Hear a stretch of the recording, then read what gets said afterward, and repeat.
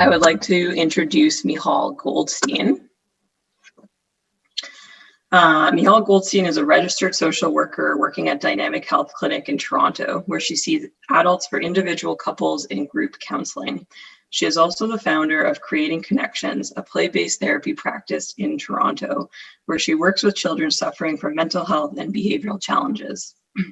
She has over a decade of experience working with caregivers to support them in improving their ability to cope with the challenges inherent in caring for a loved one. Michal has developed numerous workshops and support group programs utilizing knowledge of interpersonal neurobiology and mindfulness techniques to support individuals suffering from physical health, mental health, and parenting challenges.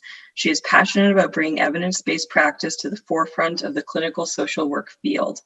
Michal knows both firsthand and from professional experience the challenges that come with caring for a loved one with a physical and mental illness, and she is grateful for the opportunity to bring more awareness, education, and support to this community. Thank you so much, Michal, for joining us today. I'm going to pass it over to you, and I hope everyone enjoys the webinar today. Thank you, Cleo. So thank you all for joining me today and starting your journey in educating and strengthening yourself as caregivers. I'm so glad to be back here with Scale and to be involved in the amazing work that the OCO does. And I'm so happy that you were able to access this amazing resource.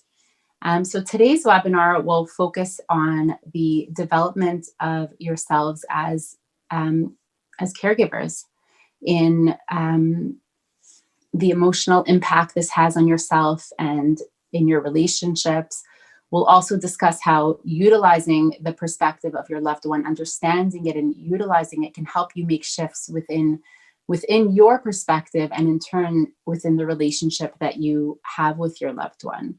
It's really so commendable knowing how busy it is to be a caregiver, that you're taking the time today and throughout this program, whether you're watching this now or live or through a video later on, but taking the time to give yourself support so that you can be ready and more ready and more able to care for your loved one. As you know, mental and physical health is an issue that it affects not just yourself, but your entire family, and that there's nobody left untouched when somebody is suffering from a physical or mental health challenge. So as we begin the workshop today, I wanted to invite you to take a look at this image and bring up a mental image of your family. If you had to choose one person within your family or extended family that you would place in the center of this image, think for a second to yourself, who would that person be? The majority of individual within your life circumstance as caregivers would say that for the family member or the loved one, the illness has actually become the center of the circle, where so much of your life, your family's life, your time, your energy is taken up with attention towards your loved one with the illness. Having myself lived with a loved one with a mental and physical illness, I can speak personally to that effect, that how much time and physical and mental energy, your worries, your anxieties, your doubts, your entire headspace revolves around this individual. And so much of your day-to-day focus is just on managing the care of your loved one, managing their emotions, managing, just physical care and emotional care of them, and understandably so. For the purpose of our time today and for the coming weeks, I want to invite you to make a shift, to imagine yourselves now as the individual in the middle of this circle, the individual in red, and imagine how it would feel. Just take a second to imagine how it would feel if you were actually at the center of this circle, rather than your entire focus and attention and your family's entire focus and attention being on your loved one. Look at this image on the screen now and imagine how it would feel for your entire focus of your care, your worries, your concern, and your attention were on you. It's a bit strange, isn't it?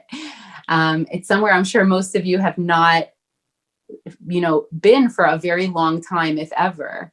But what we want to explore here within the next few weeks together is that by shifting the focus on yourself during this time, you place yourself in a better position to give to all the people around you, including your loved one, whether it be your spouse, your parents, your siblings, your children, whether they suffer from a physical or mental health issue or not. But by caring for yourself, you can actually care for everyone else in a much better way. So when we look at, how do we do that? Well, the SCALE program has so many different resources in terms of being able to access this centric, self-focused mentality. So we have the live webinars every week, a Tuesday at noon. There's online coaching groups, both at Mondays 12 to 1 and Wednesdays 6 to 7, where we will further, discuss what's talked about in that week's webinar, where we'll, use real life examples and allow you to connect to each other on, on some of these issues. And then we also have the one-to-one phone counseling, where, as you can see the times here, where you'll be able to address, more specific issues that you have going on in your life within your caregiving role, or within, as it affects your life. And you'll be able to do that on a one-to-one basis with either myself or another one of my colleagues. This program is also available in French. So their online group coaching sessions will be Thursdays 7 to 8. And the one-to-one phone counseling in French will be provided by a different therapist who is French speaking. And these are the one-to-one phone counseling times available. Throughout the webinars series, we'll be talking about, your role as a caregiver, some ways in which you can understand your experience, understand yourself as you relate to your loved one.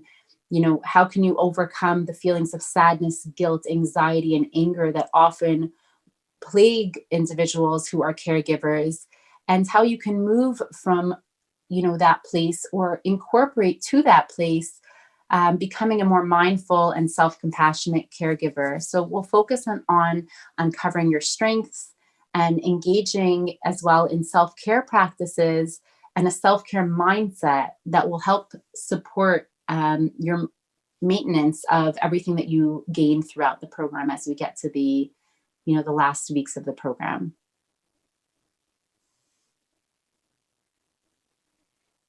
So just to, I think we spoke to this already, but just to elaborate that the online group coaching sessions, there is a guided awareness practice that we might do. We'll explore the webinar topic. You'll be able to have the support of, your other caregivers. And through the one-to-one phone counseling, you have, the ability to spend a specific time on problem solving for specific issues that you're dealing with, which we already spoke to. So let's get right in and start talking about what are the different stages of the caregiving journey, and some of the commonalities that you might be experiencing at different stages of this experience. So we'll discuss each one in more depth as we go on, but the stage one is categorized as the catastrophic event, meaning the time in which you get placed in the position of caregiver, so to speak. Stage 2 is when you take on that role. So that's really being able to reach a place where you're incorporating the role of caregiver into your life and really coming to terms with certain areas of it. And then stage 3 is about moving into advocacy. So actually being able to move outside of yourself and outside of your experience within the role of a caregiver and being able to give towards others. Now, these stages are not linear, right? Some of you might be in stage 1 or 2 or 3, depending on how long you've been in this role, depending on other factors in your life. And it's definitely normal to sort of move backwards and forwards within the stages and cycle back around within them as you go on in your caregiving experience. Often if there's a new diagnosis, a new hospital stay, that will kind of shift you back to a stage 1 type of experience. But I'm hoping that with more understanding into these stages, the goal is not to sort of assign yourself to a stage, but more to, listen and hear if any of these qualities of each stage resonate with you, and perhaps help you feel a sense of comfort by the knowledge that you're not alone in this experience, and that these are all emotions that are completely expected and normal to experience as a caregiver at each stage. So this stage 1, as we said, is called the catastrophic event. And this stage is categorized by uncertainty and fear. It's a state of crisis, shock. You might be in denial or disbelief over, what you've discovered about your loved one or the role that you now need to fill. There's the sense of grief over, perhaps the relationship that you had expected to have and may no longer have, or might realize you're never going to have. A sense of loss about these relational aspects. There's also many people experience feelings of guilt and shame over, senses of resentment, perhaps, the sense of hoping that it would be something else, your relationship would look differently. All of these aspects contribute to how a person feels during this experience. And then there's, also this traumatic response, so to speak, this feeling of like a flight or fight experience, where you're just like, I need to get away from this. I can't do this, right? Some of you might have felt or feel, worry about the future and anxieties in relation to even trying to come to terms with taking on this responsibility.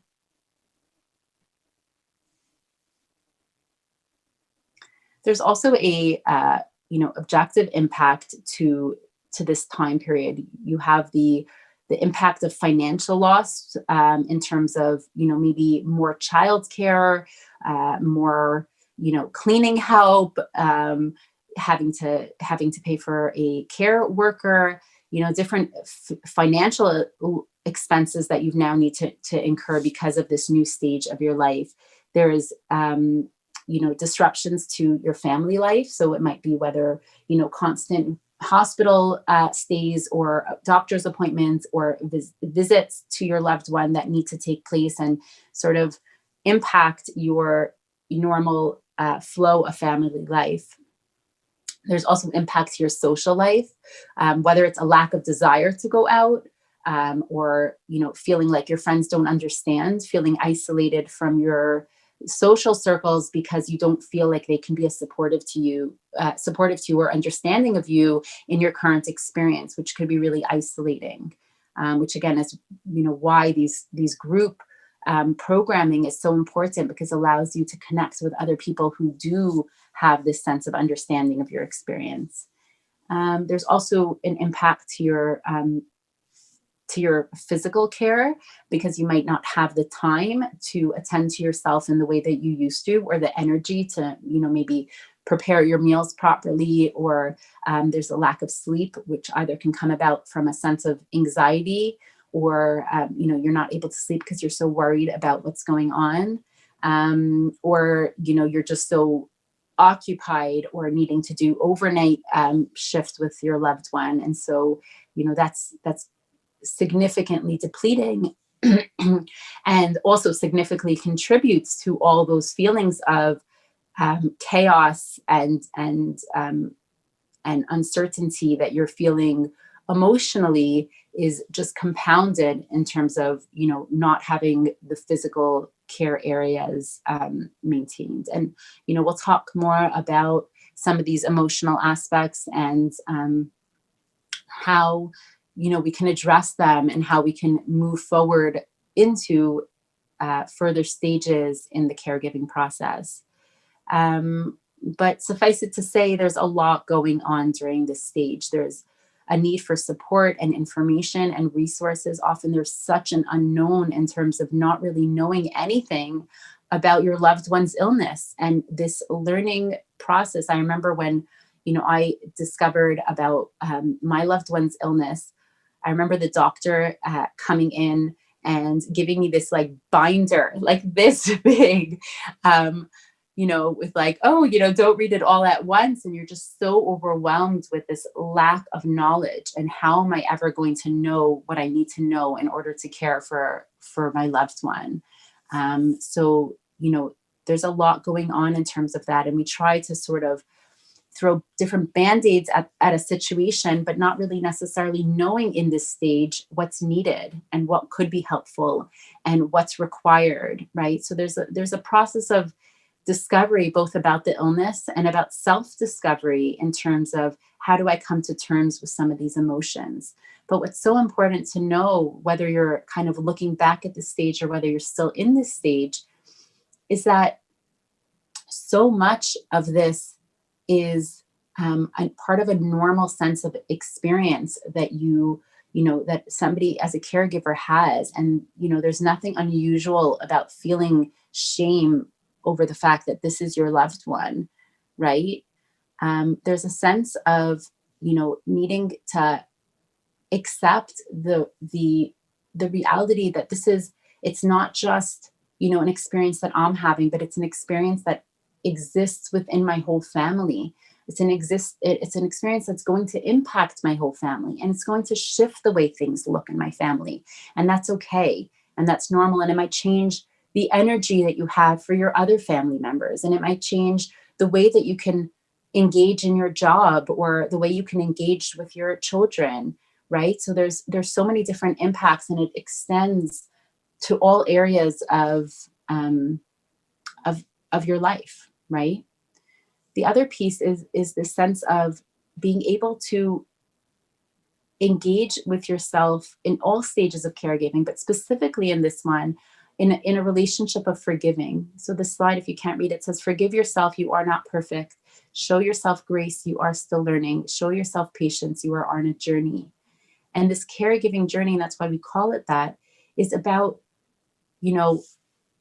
looking forward and looking in this journey at the knowledge that you can continue to gain, both about your loved one and their condition, and in addition about yourself, right? And what you're able to handle, what you're not able to handle, what areas are hard for you. As as I mentioned earlier, what are your strengths? And this allows you to come into yourself as a caregiver, come into yourself as this new role that you've, whether, agreeably so or forcibly so, been put into.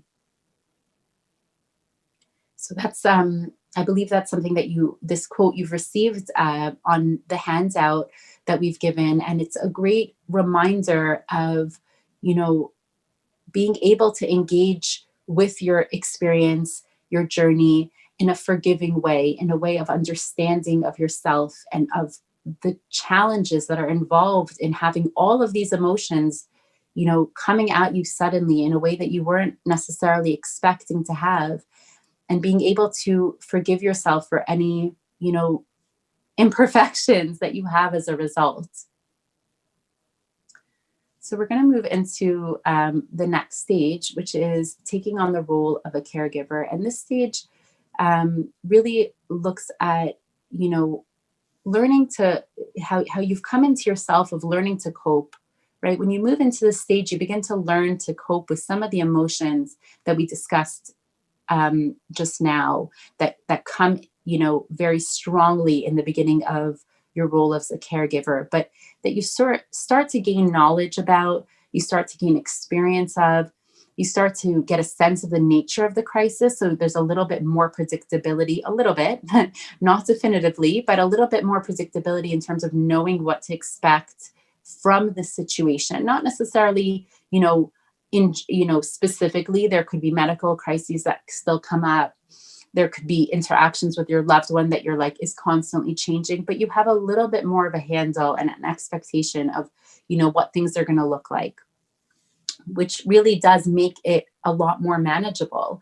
In addition, there's the knowledge, right, that you've gained by the time you've come into this stage about the, your loved one's mental or physical illness that really support you being able to cope with some of the emotions that come along with it.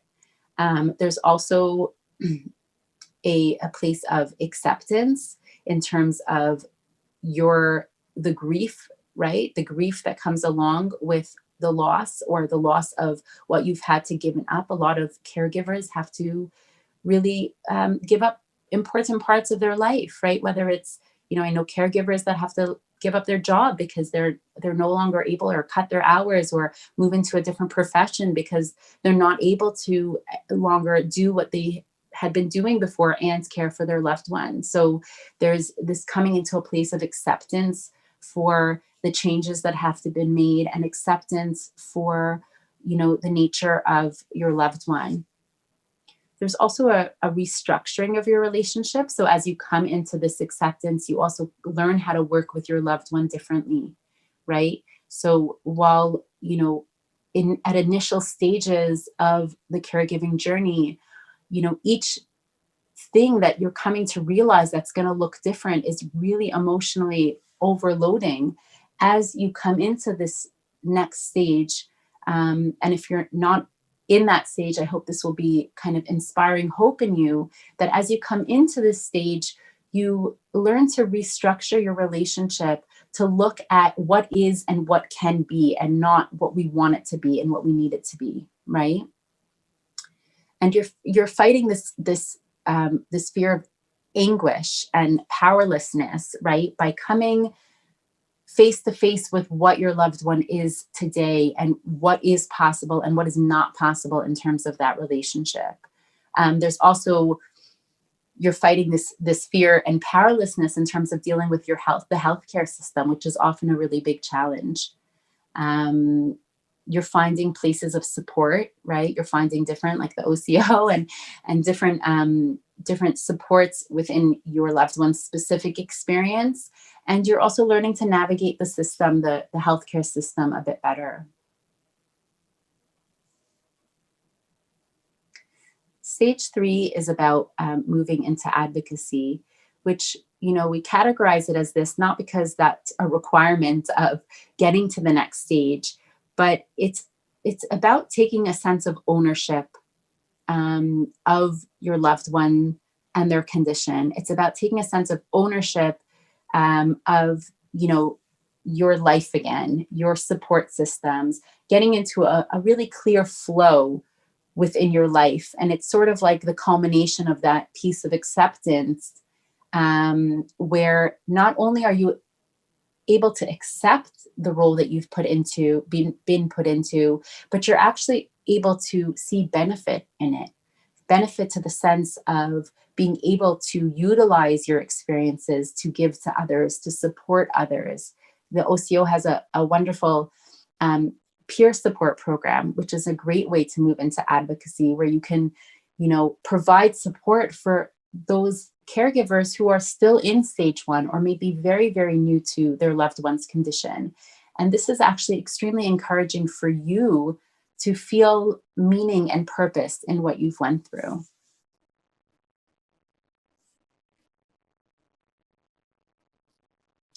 So we flow and we learn through these stages, both to move through the stages, right? The sense of self-growth as you move further and further through the stages. But that focus on self-growth, and that focus on the relationship with your loved one, and shifting what that looks like, that piece actually encourages the flow through the stages. So, that's why I said in the beginning of the program, is that engaging in these programs is actually a way to move yourself forward. It allows you to gain more understanding of yourself and your experience. And that's a really crucial component in being able to flow forward in the stages. So when we talk about self-growth, we talk about the different levels of understanding that you gain as you move forward. And when we talk about relationship skills, we look at how do we learn to relate to your loved one in a different way, not just as the one you're caring for, but as an individual that you want to understand and understand their experience. And that's a really big part of how we move forward in that aspect of the caregiving journey. It's important to remember that you're living through a really challenging experience, but so is your loved one, right? And so much of, so much of being able to come into this new relationship with your loved one is about understanding their perspective and their experience. Because what that allows for is a healthy communication and a place where you're able to start shifting the way you see them and the way you see your experience. So we'll talk about this more now and get into more depth. So if that wasn't clear, don't worry. We're gonna speak a lot more about that now. So often, a lot of our challenges in our relationship with our loved one come into play with, my emotion versus those of my loved one. How does the way I'm feeling about this situation impact my loved one? And so remembering this piece of they're having a very hard time right now as well. And how is that going to impact, their interactions with me, and then in turn, my interactions with them? It's this cyclical process. When you think about how stress impacts your perspective overall, right? Like you can, think about it in a different area entirely, whether it's in your job and when things are stressful, and how you perceive the people around you and how you perceive, the job that you have to now do. The same thing comes into play in terms of your relationship with your loved one. How much all the emotions that we spoke about that come into this caregiving journey, how much they impact not just yourself, but they impact your loved one and they impact the relationship there. And so it's so important to be mindful of, what are the things that are contributing to my perspective? What are the things that are causing me to feel a certain way about my loved one and about the experience, right? So one thing that's has a really big impact is other people's perspectives, right? How do other people's perspectives impact the way I feel about my loved one? I'm sorry, 1 second, the slide's just not moving forward. Oh, there we go. Okay. Hope it stays. Okay.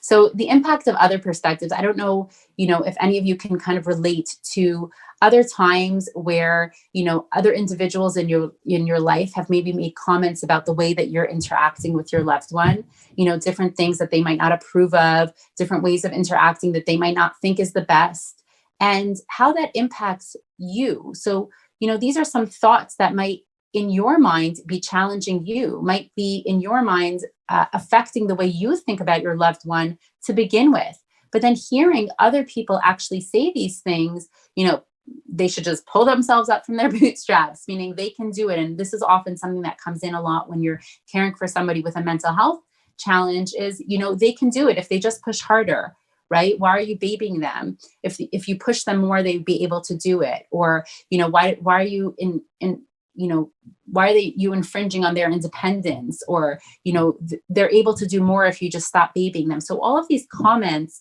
they might be things that you're already thinking because of your own perspective or perspectives that you've been given, throughout your youth into adulthood and throughout your life. And they also can get impacted by what you're hearing now on the ground.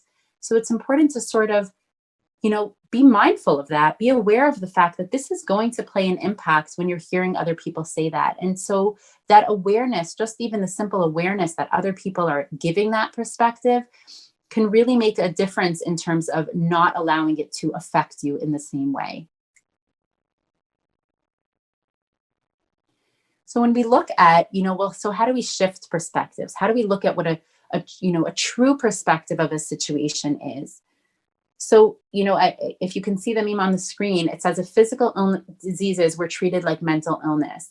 And there's an image where it says, I get that you have food poisoning and all, but you have to at least make an effort, right? So when you think back to these comments that you might be hearing, whether within your own mind or whether, from other people directly, you think about, is this how I look at things? Is this how I look at my loved one's experience? And this is the case whether we're talking about a physical or mental illness, because often so much of, the experience of your loved one who has a physical illness, often mental illness really becomes a big component in that and really starts to impact the way that they see their life, how they're feeling, whether they, fall into a sense of depression over what they're, the prospects for their life because of their physical illness. So, mental illness is really so tied in, whether it's your loved one has predominantly a mental illness or a physical illness. And so it's about looking at, the last image. Have you tried, not having the flu while, the person is throwing up, right? Like, it's about shifting our understanding of what are these expectations that we have from our loved one? What's our understanding of their experience, and how is that affecting the way that we're interacting with them? So I just wanted to read you a few testimonials. So these are quotes from, individuals who suffer from either a mental or physical illness, and just speaks to their experience and how this experience impacts their ability to function in the world. Mental illness feels like you're losing control of you. You don't know who you truly are because this disease controls you and takes over your emotions. It lies to you and tells you that you are worthless.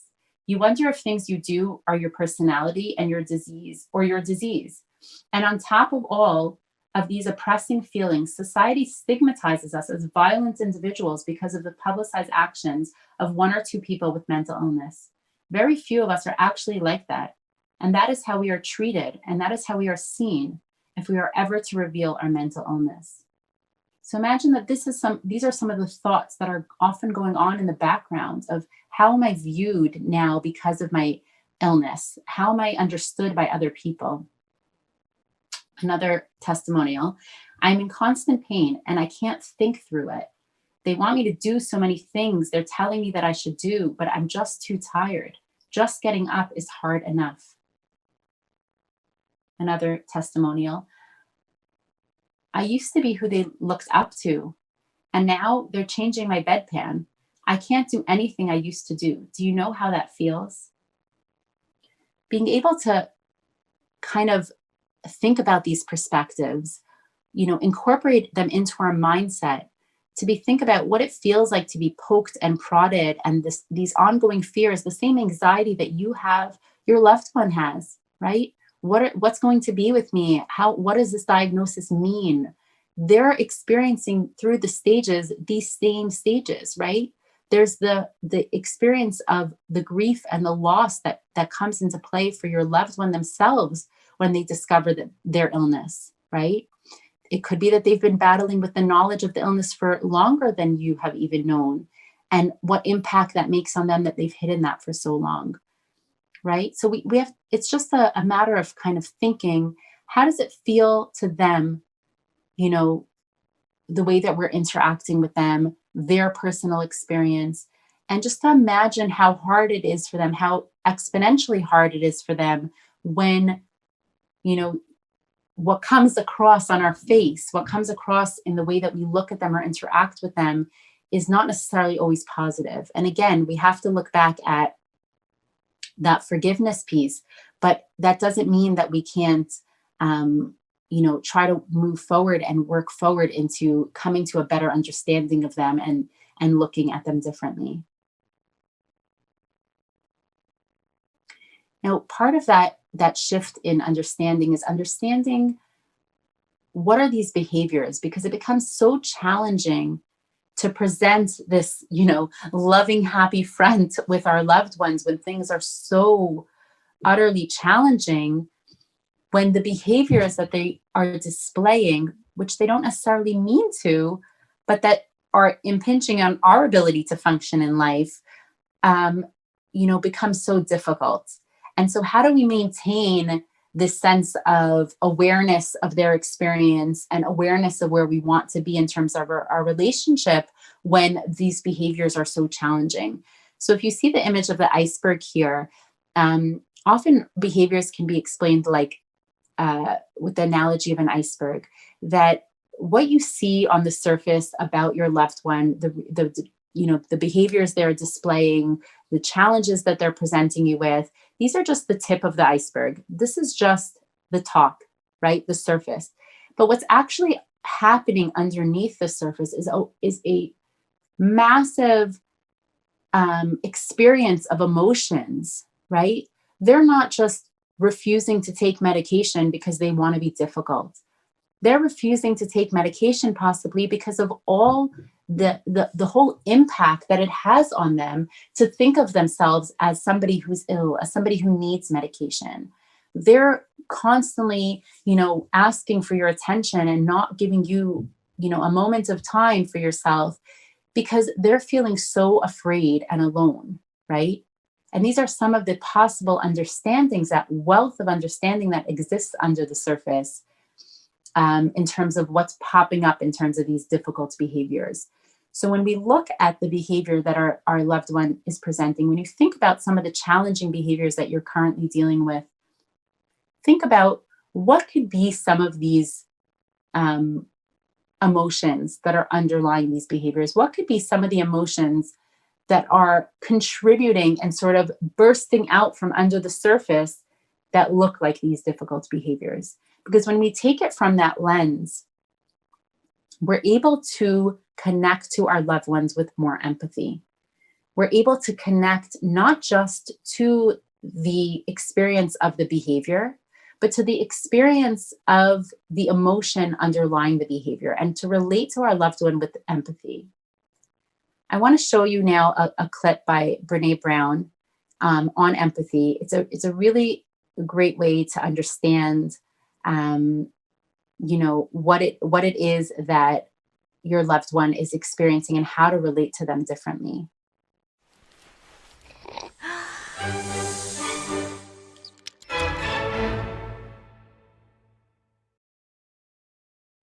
So what is empathy, and why is it very different than sympathy? Empathy fuels connection. Sympathy drives disconnection. Empathy, it's very interesting. Teresa Wiseman is a nursing scholar who studied professions, very diverse professions where empathy is relevant, and came up with 4 qualities of empathy. Perspective taking, the ability to take the perspective of another person or recognize their perspective as their truth. Staying out of judgment, not easy when you enjoy it as much as most of us do. Recognizing emotion in other people and then communicating that. Empathy is feeling with people. And to me, I always think of empathy as this kind of sacred space when someone's kind of in a deep hole and they shout out from the bottom and they say, "I'm stuck, it's dark, I'm overwhelmed." And then we look and we say, "Hey, you can climb down. I know what it's like down here, and you're not alone." Sympathy is, "Ooh, it's bad, no, you want a sandwich?" Empathy is a choice, and it's a vulnerable choice, because in order to connect with you, I have to connect with something in myself that knows that feeling. Rarely, if ever, does an empathic response begin with "at least." And we do it all the time. Because you know what? Someone just shared something with us that's incredibly painful, and we're trying to silver lining it. I don't think that's a verb, but I'm using it as one. We're trying to put the silver lining around it. So, I had a miscarriage. Oh, at least you know you can get pregnant. I think my marriage is falling apart. At least you have a marriage. John's getting kicked out of school. At least Sarah is an A student. But one of the things we do sometimes in the face of very difficult conversations is we try to make things better. If I share something with you that's very difficult, I'd rather you say, "I don't even know what to say right now. I'm just so glad you told me." Because the truth is, rarely can a response make something better. What makes something better is connection.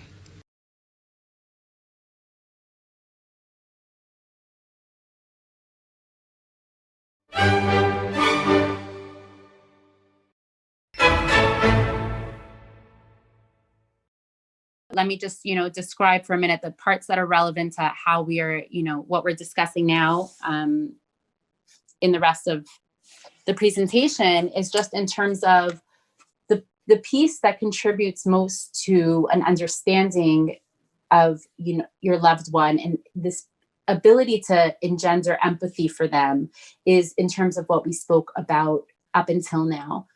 And then the piece about being able to take that empathy and being able to bring it into your interactions with your loved one to create shifts there, that looks at your ability to be vulnerable with them, right? So vulnerability is about looking at your experiences, right? Your experience of pain, all the feelings and emotions that we've talked about until now that's come into play with your caregiving journey, and being able to relate to that piece that exists within your loved one, right? So accepting, I have strengths, I have weaknesses, my loved one has strengths, my loved one has weaknesses. It's the ability to see those strengths, see those weaknesses, be okay with them, and connect to that place with your loved one. And that's what she talks about. It's about accepting, Brene Brown, I'm saying, that's what she talks about in the video, is about accepting your place of humanity, your place of vulnerability, and being able to just come and be with your loved one in their experience of pain, right? And allowing yourself to uncover the pain that's enclosed within this process, right? It is a painful experience. We are suffering as caregivers to all these shifts and all these changes. It's hard. And that's why you've accessed the support, because you're looking to make changes in that area and you want to, get to a place of support and flow through these stages in the way that you want to. But in terms of your relationship with your loved one, being able to access that place and being okay with accessing that place allows your loved one to be able to relate to you, that this is something that they can now allow themselves to experience because they see you experience. It's a way that you can model for them, how we can relate to our experiences and how that can help us relate to another person. One thing Brene says in the video is, rarely can a response make something better. What makes something better is connection. It's not about what you tell your loved one. It's not about the words that you say that's going to all of a sudden make things differently, better for them and different for them. It's about the fact that they can feel connected, the fact that they can feel heard and understood because there's somebody else there with them in their challenge, right? And that's something you'll see and understand more as you watch Brene's video is how do we come into this place? And I have this video for myself on like auto repeat all the time, because you need this constant reminder of the fact that, that's okay. That's okay to be in pain, and it's okay to not have the words to say to your loved one and not have the answers, but just about this piece of connection and this place of being there for them that makes the difference. So, when we look at how some skills in terms of having communication with them, the biggest piece is not to assume that we understand what their experience is. Don't assume you know what they need. Don't assume you understand how they're feeling in a specific situation or why they're refusing something or why they're being difficult somewhere. Don't assume that you know the worst part for them. What is the worst part of what they're experiencing, right? Well, for you, it might be one piece. For them, it could be a totally different piece, right? And so not to assume these things, but to ask, but to be able to come forward to them with this place of vulnerability and say, like, what? I want to understand how you're feeling. Like, what is it that you need from me? What can I do for you? How can I help you? Because so many times as caregivers, we want to give everything to our loved one, but the things that we're giving are not actually what our loved ones need, right? It could be all they need for you to do is spend, the hour that you are there with them visiting for the day, let's say, sitting with them and having a coffee, as opposed to, taking care of their dishes and taking care of their laundry and taking whatever it is that you're doing, right? Or making their meals. or it could be all they want is to just know, to relieve their anxiety. Okay, I have food prepared for me for later tonight, and that's what they need. But this taking the stance of not assuming and being able to be vulnerable to the place of asking, what is it that you need? What can I help you with? How can I help you? What's the worst part for you? How can I be supportive to you? That's such an important part of connecting with your loved one.